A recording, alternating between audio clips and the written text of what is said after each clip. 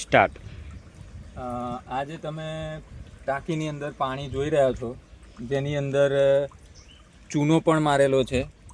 ટાંકીમાં પાણી છે અને એની પાણીની અંદર પુદીનો છે. જુઓ, ક્યાંક ક્યાંક પુદીનો છે. આ રીતે પુદીનો નાખી શકાય.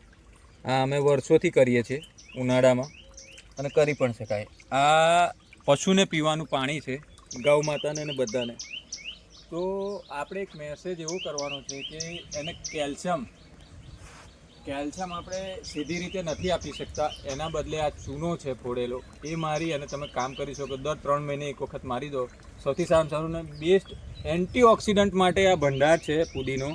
તમે પુદીનાને પાણીની અંદર નાખો એટલે વિધિન 12 અવર્સ, 12 કલાકની અંદર એનું પાણી તમે તમારા ઘરમાં પણ યુઝ કરી શકો છો. એક માટલાની અંદર 15 લીટરમાં લગભગ 15 સેન્ટીમીટરનો એનો છોડ કે એનો વૃક્ષનો વેલો જોઈએ, એ તમે નાખી શકો છો. આપણી ગેરંટી વિધિન 12 અવર્સમાં તમને તમારું પાણી કહી આપશે કે આ પાણી એન્ટીઓક્સિડન્ટ યુક્ત થઈ ગયું છે. અને આનાથી ઘણા બધા જો આપણને ફાયદા થતા હોય તો આપણા પશુને કેમ ના થાય. તો તેજસભાઈનું કહેવું એમ છે કે આપણે કોઈપણ વસ્તુ સ્વચ્છ અને શુદ્ધ જોઈતું હોય છે, બરાબર.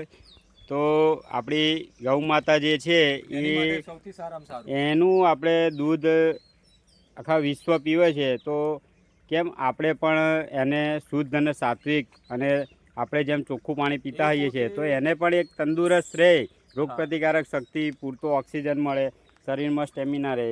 એવું આ પુદીના જે છે એ આયુર્વેદિક છે, બરાબર, પ્રાકૃતિક છે.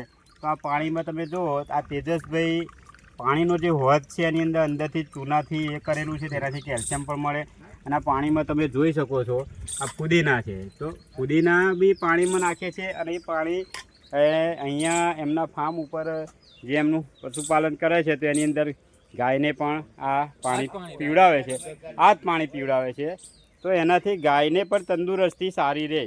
તો આપણે માણસની તંદુરસ્તી સારી હોય તો એની જગ્યાએ આ પાણીની અંદર પુદીના નાખીને પણ આપણે આપણી ભારતીય ગૌ માતા અને દરેક જે કંઈ પશુપાલન કરતા હોય એનો મિત્ર મહિલાઓ, તો એમણે પોતાની ગાય અને જે કંઈ પશુપાલન કરતા હોય એને તમે આવો એક નાનકડો હોજ બનાવો અને હોજ બનાવીને એની અંદર તમે ચૂનાથી વચ્ચે વચ્ચે સમયગાળા દરમિયાન ચૂનો કરો, જેથી કેલ્શિયમ પણ મળે.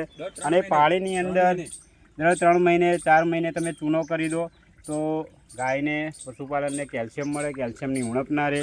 અને બીજું આ તેજસભાઈ દ્વારા તમે જુઓ, એક આ નવો પ્રયોગ એમણે કર્યો છે કે ભાઈ પુદીના, તો પુદીના જે છે એ પણ દિવસ થોડું આગા પાછી કરશે, એ પણ પાણીની અંદર આ તમે આપશો પછી એને આ રીતે, તો એનું બી જીવન તંદુરસ્ત રહે.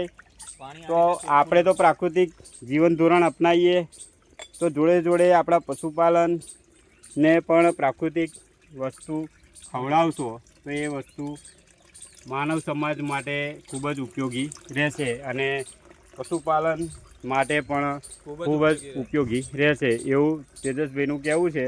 તો સૌ ખેડૂત મિત્રોને વિનંતી કે હવે પછી તમે આ વિડીયો જુઓ તો તમે તમારા આદર્શ પશુપાલન, શ્રેષ્ઠ પશુપાલન ગાય માતાને તમે આવું પુદીના વાળું પાણી પીવડાવવાની ખાસ પ્રયત્ન કરશો, એવી ખાસ વિનંતી છે. આભાર.